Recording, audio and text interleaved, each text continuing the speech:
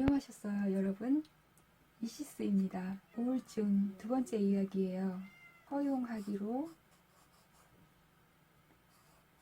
에너지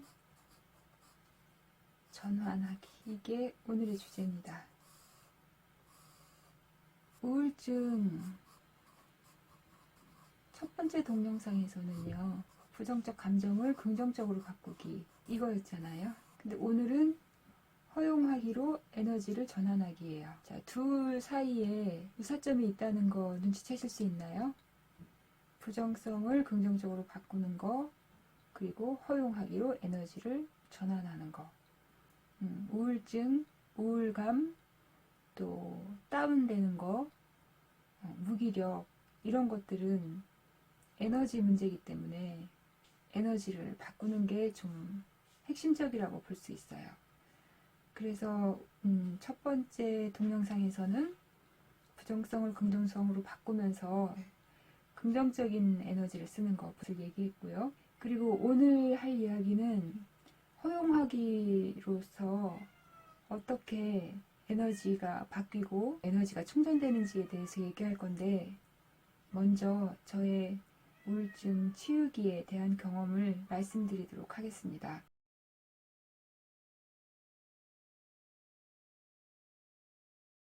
제가 2006년부터 상담 치유를 시작을 했거든요. 당시에 선능에 있었고, 제가 우울증을 앓게 된 것은 11년경이었어요. 우울증을 앓게 되었던 계기는 우울증이신 중년 여성 3분을 연속 상담하면서였어요. 그 우울증이신 분들이 오셨을 때 에너지가 하나도 없이 오시거든요.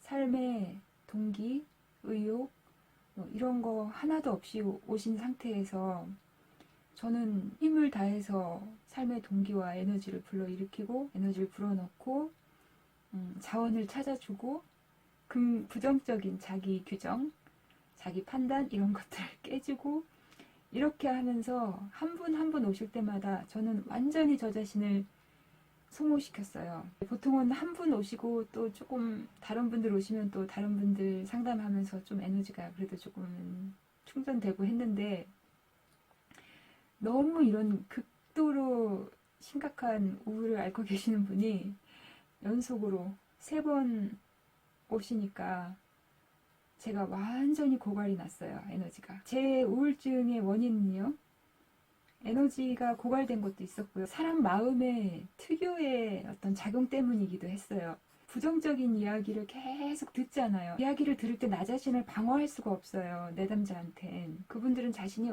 완전히 받아들여지고 완전히 누군가 자기를 수용하는 느낌을 느껴야 아주 조금씩 자기를 오픈하면서 힘들었던 걸 꺼내시기 때문에, 제가 저 자신을 방어하면 그런 과정들이 너무 더디게 일어나죠.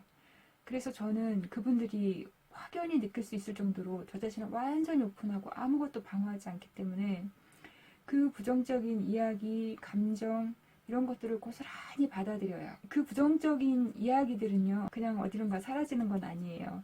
들은 사람의 속에 들어와서 같은 작용을 일으켜요. 그러니까 마음이라는 건 동조하는 습성이 있어요. 우리 보통 전염된다고 하잖아요.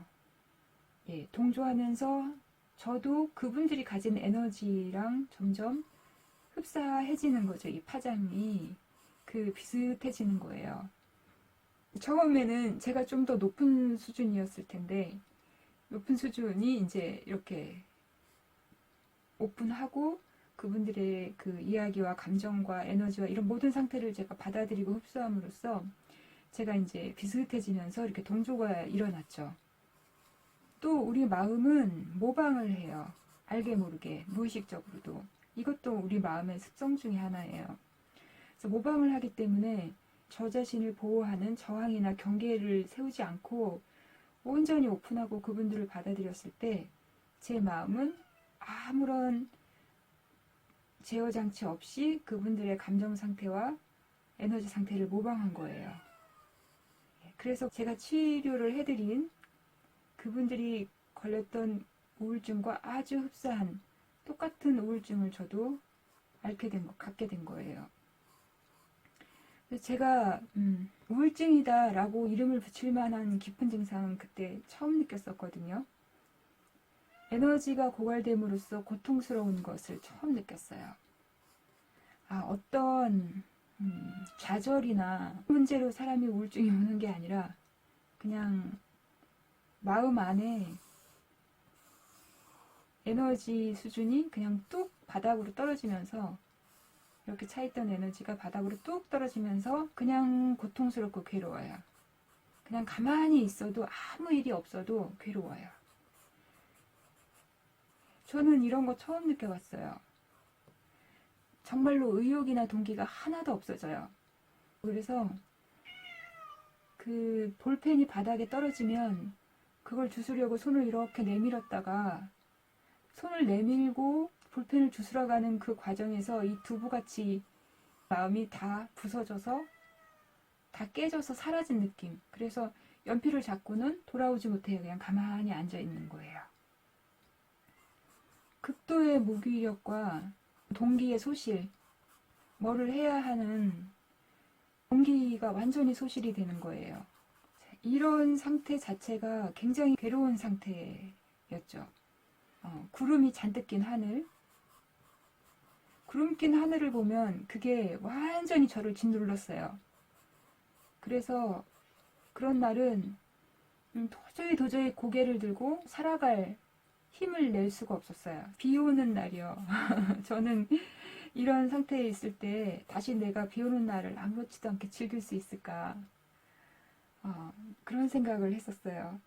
예, 비 오는 날 역시 구름 낀 하늘과 정말 흡사하죠. 물고기가 물속에서 자유롭게 헤엄치듯이 이렇게 공기를 들여 마시면서 이렇게 자유롭게 생활하던 이 공기, 이 환경이 그렇게 엄청난 무게감으로 가만히 있는 저를 압박하는 거죠. 왜냐하면 내 안에 에너지가 없으니까 그대로 짜부러들어서 그냥 사라져서 소멸될 것 같았었죠. 아주 많은 상담가들이, 그리고 정신과 의사들이 서양이나 동양이나 우울증을 많이들 앓고 계신다고 하더라고요.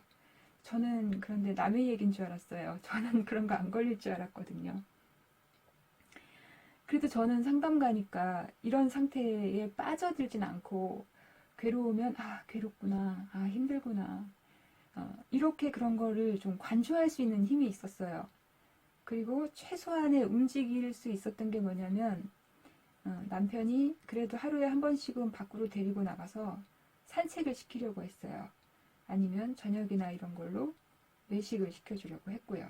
어느 날 저녁에 남편이 이제 저녁을 먹으러 가자고 하는 거예요. 그래서 정말 움직일 에너지는 없지만, 가고 싶진 않지만 안 가고 싶은 것도 아니에요. 다만 움직임이 무거운 거죠. 근데 이제 남편이 옆에서 이렇게 잡아주니까 남편을 의지해서 식당에 가서 밥을 먹었어요.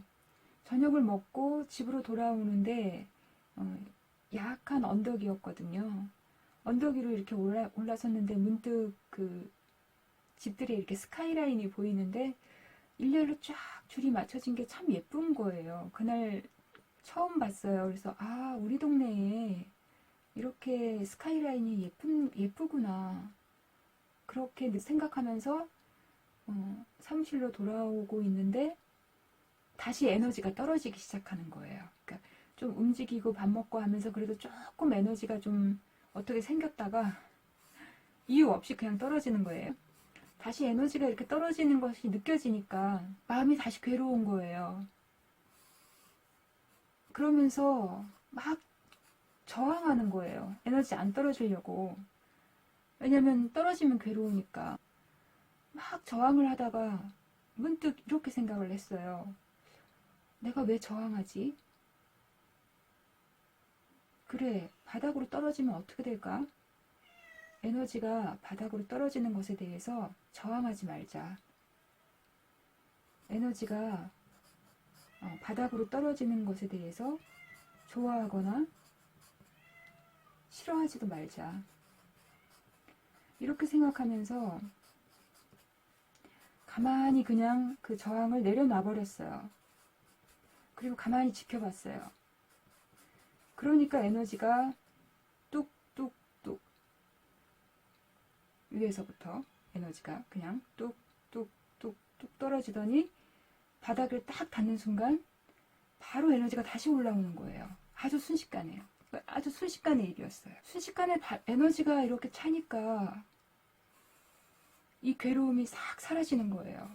그 에너지가 이렇게 어느 일정 정도 수준 이하로 떨어지면 그냥 괴로웠는데 바닥을 치고 다시 올라오니까 그 에너지 수준을 넘어서니까 그냥 평범한 일상적인 생활을 하던 그 에너지 상태, 그 상태로 돌아왔는데 이 저항하지 말자 하면서 이 저항을 내려놓고 에너지가 떨어지는 상태를 좋아하거나 싫어하지 말자 이렇게 하면서 에너지가 바닥을 때리고 다시 올라온 이 순간은 1분이나 2분도 지나지 않았어요.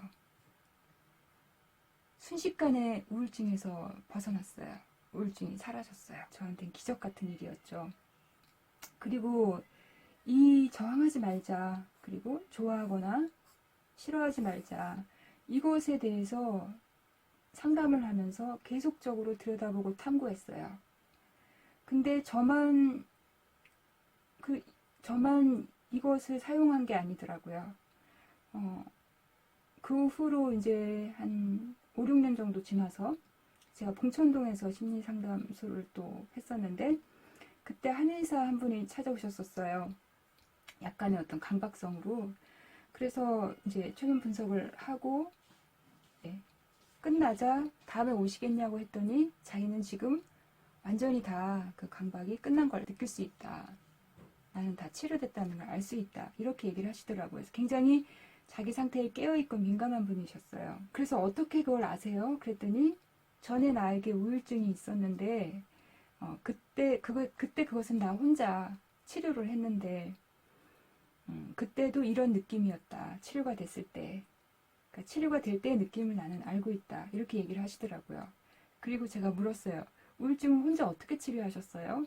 그러니까 이분이 그냥 우울증이 오는 걸 좋아하거나 싫어하지 않고 그냥 가만히 지켜보니까 사라지더라고요. 라고 얘기를 하시더라고요. 그래서 저도 그런 경험이 있어요. 좋아하거나 싫어하지 말자가 어떤 하나의 열쇠인 거예요. 우울증에서 벗어나는 여러 가지 방법이 있지만 이것도 하나의 그 열쇠인 거예요. 그래서 이 좋아하거나 싫어하지 않는다. 이거를 저는 그냥 중용 또는 중도 또는 중립이라고 생각해요. 그래서 중도는 석가모니 부처님이 깨달으신 거예요. 중도, 중용, 중립이 다 같은 말인데 길이 이렇게 있으면 왼쪽도 아니고 오른쪽도 아니고 자, 이게 중도죠. 여기 가운데 있는 것이. 이것이 뭐 이렇게 깨달음까지 얻어야 알 수 있는 그런 대단한 거냐. 근데 깨닫기 전까지는 이제 이런 대단한 걸 잘 느끼지 못하죠. 우리 사람의 마음 상태를 가만히 느껴보면요. 우리 마음 상태는 항상 왼쪽이나 오른쪽이나. 자, 이거를 불교에서는 이제 집착이라고 하지만 이 집착이라는 게 내가 그러니까 스토커처럼 나 이것이 좋아 이러면 맨날 이것을 갖고 다니고 또는 난 너가 좋아 이러면서 착 달라붙어 있고 막 이렇게 적극적으로 집착하는 이런 개념이 아니에요. 물론 그런 것도 포함이 되겠지만 착이라는 말이요. 그냥 착 달라붙어 있다, 들러붙어 있는 상태를 의미하거든요. 우리 사람은 항상 극단으로 달라붙어 있어요. 이쪽이 아니면 이쪽에 달라붙어 있어요. 파란색이 아니면 빨간색, 좌가 아니면 우, 좋아 아니면 싫어. 왜냐면 마음이 뭔가 항상 의지할 거리를 필요로 하거든요. 뭔가 항상 의지하고 싶어 해요. 그래서 늘 어딘가에 우리 마음은 달라붙어 있어요. 뭐가 싫어. 여기에 마음이 달라붙어 있고 좋아. 여기에 마음이 달라붙어 있어요. 그때 저의 상태도 에너지가 떨어지는 것이 싫어. 이 괴로운 게 싫어. 이런 것에 달라붙어 있었던 거예요. 거기에 착돼 있었던 거죠. 그리고 내가 이것을 왜 싫어하지? 싫어하지 말아보자. 좋아하지도 말아보자 라고 양극단을 딱 떠나는 순간에 중립이 만들어졌어요. 그리고 이 중립 상태에서 그냥 에너지가 스스로 본래 있던 에너지가 그냥 회복돼 버렸어요. 그러니까 에너지를 막 긁어 모아서 이렇게 채운 게 아니에요. 에너지가 전환됐어요. 바뀌었어요, 그냥. 그러니까 바뀌어서 없던 상태가 가득 찬 상태로 그냥 이렇게 바뀌어버린 거예요. 이런 기적적인 치유라는 것은 대단히 매력적인 일이고요. 우리가 이런 것들을 많이 찾아내야 되죠. 우리는 우울증이나 고통에 빠지면 벗어나려고 많이 노력을 하잖아요. 노력하고 애쓰잖아요. 노력하고 애쓰기는 해야 되는데 우울증이 뭐냐면 나 노력할 만큼 했고 애 써볼 만큼 써봤는데 안 돼. 좌절하고 그 다음에 무기력해지고 그 다음에 완전히 포기해지고 그 다음에 내가 왜 괴로운지도 모르는 그냥 괴로운 상태, 에너지가 없어짐으로써 그냥 괴로운 상태에 빠져버리거든요. 근데 제가 지금 이렇게 우울증에서 벗어났던 과정을 보면은 노력하고 애쓴 것은 그냥 밥 먹으러 나가는 정도밖에 없었어요. 그리고 그냥 내 마음 상태를 탐구하고 관찰했던 거죠. 내가 이걸 싫어하는구나. 여기에 저항이 굉장히 많구나. 에너지가 떨어지는 것에 대해서 내가 굉장히 저항이 많구나. 다시 괴로움에 빠지기 싫어하는구나. 그런데 이걸 저항하지 않으면 어떻게 되는지 한번 보자. 에너지가 바닥까지 떨어지고 나면 어떻게 되는지 한번 보자. 설마 죽기 하겠어? 라고 탁 놓아버린 순간 에너지가 회복이 된 거죠. 여기에는 어떤 큰 노력이나 애씀이 없었어요. 그래서 제가 허용하기라고 이름을 붙인 거예요. 그냥 물러선 거예요. 막 저항하다가 안 돼, 이거 안 돼. 이러다가 그냥 내가 왜 이러지? 하고 물러서서 허용을 하니까 에너지가 확 흘렀어요.